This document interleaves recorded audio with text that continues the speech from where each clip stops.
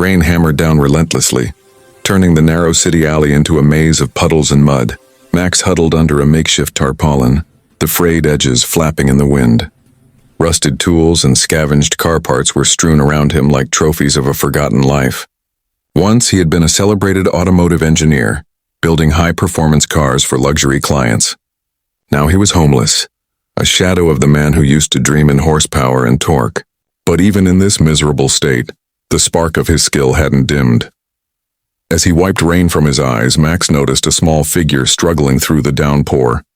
A young girl, no older than 10, was pushing herself along in a worn wheelchair, her tiny hands gripping the wheels as water ran down her raincoat. Something about her determination struck Max, despite the cold, the rain, and the obvious difficulty of her situation. She kept moving forward. Beside her was an old, battered car parked haphazardly against a brick wall. Its tires were flat, the body rusted, and the hood hung loosely, barely attached. Max recognized the signs immediately. An engine long dead, brakes corroded, wires chewed by time and neglect. Yet underneath the grime, he could see the potential. He had always had an eye for that. "Hey," he called out, his voice muffled by the rain. The girl froze and looked up, her eyes wide and wary. "Do you need some help?" he asked again, stepping closer. She hesitated, then nodded shyly. "It's my dream car," she said, her voice barely audible over the rain. "I've saved for years, but it won't run anymore." Her lip trembled, and Max could see the frustration and heartbreak in her gaze. Max crouched down, inspecting the vehicle carefully. Rust flakes fell from the hood as he lifted it, revealing the corroded engine. To anyone else it might have seemed impossible to fix, but Max's hands itched to work. He could almost hear the car calling to him, begging for life. He straightened, rain dripping from his hair, and gave her a small, confident smile. "Leave it to me," he said. His voice carried more certainty than he felt inside, but for the first time in months he felt purpose. In that moment, the rain-soaked alley didn't feel so cold and the world didn't feel so heavy. The girl's eyes lit up with cautious hope. She wheeled closer, gripping the frame of the car as if it were a lifeline. Max rolled up his sleeves, ready to work, determined to breathe life back into her dream, even if it meant giving a piece of his own broken world back along the way. Max set to work immediately, his hands moving with the practiced precision of a man who had spent a lifetime coaxing life from lifeless machines. The girl watched from her wheelchair, her small frame trembling with excitement and curiosity, rainwater dripping from her coat. Every so often she leaned forward, peering at the intricate work of bolts, wires, and gears that Max handled as if he were conducting an orchestra. The car was a disaster. The engine had seized, tires were cracked and rotted, and the body was covered in rust and grime. But Max didn't see ruin. He saw potential. Using tools scavenged from abandoned vehicles, he began dismantling the engine, cleaning parts, and improvising solutions. Each spark from the welder and each turn of a wrench brought a glimmer of life to the once-forgotten car. "You really think it'll run?" the girl asked, her voice a mixture of hope and doubt. Max paused for a moment, wiping sweat and grime from his brow. He looked at her, rain-soaked hair sticking to her face, and smiled. "I don't just think," he said confidently. "I know." Time blurred as Max worked. The rhythmic sound of metal clanging against metal, the hiss of steam, and the occasional pop of an overworked engine filled the alley. The girl's eyes never left him, following every move, absorbing every detail. She asked questions about each tool, each part of the car, and Max patiently explained, feeling a sense of pride he hadn't felt in years. Hours passed. The rain slowed, and by late evening the car had been transformed. Its body, once dull and rusted, gleamed under the dim alley light. The tires were firm and properly inflated. The engine, now rebuilt and polished, hummed smoothly as Max turned the key.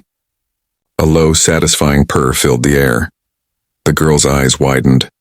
Tears threatened to spill as she whispered, I can't believe it. It's perfect." She ran her hand along the shiny hood, tracing every curve, every detail that Max had painstakingly restored. Max stepped back, covered in grease, sweat, and rain, and allowed himself a moment of quiet triumph. For the first time in months, he felt alive. Helping her had reminded him that even when life strips you to nothing, talent, heart, and determination can still create miracles. The girl turned to him, her face glowing with gratitude. Thank you, she said simply. It was a small word, but for Max it felt like a lifeline. Proof that his skills could still change someone's world, even when his own seemed broken. The morning sun broke through the remnants of the storm, casting a pale golden light over the alley. Max was wiping down his tools, pride and fatigue etched into every line of his face. The girl had returned, her wheelchair rolling up with a soft squeak, her excitement barely contained. She clutched a small backpack and her eyes sparkled as she looked at the car, now gleaming and humming with life. I can't wait to show it to my mom, she said, her voice a mixture of joy and nervous anticipation. She's going to be so surprised. Max smiled, leaning against the wall. Well, she's going to see one lucky girl today. You should be proud. This was all you two, you know. Before the girl could respond, a loud, unmistakable roar echoed across the alley. Max and the girl turned in unison, startled by the sudden sound.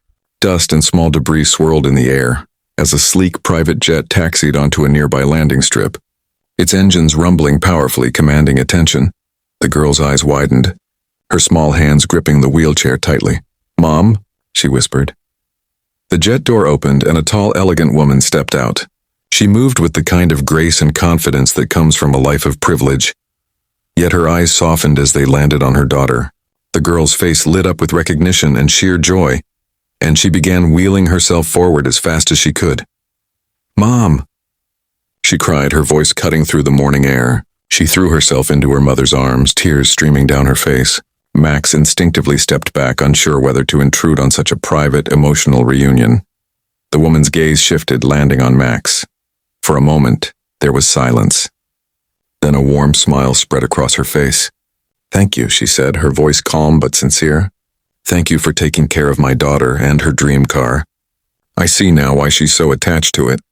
You gave her more than a car, you gave her hope." The girl turned toward Max, her eyes shining. "I told her you were amazing," she said proudly. Max felt a lump in his throat.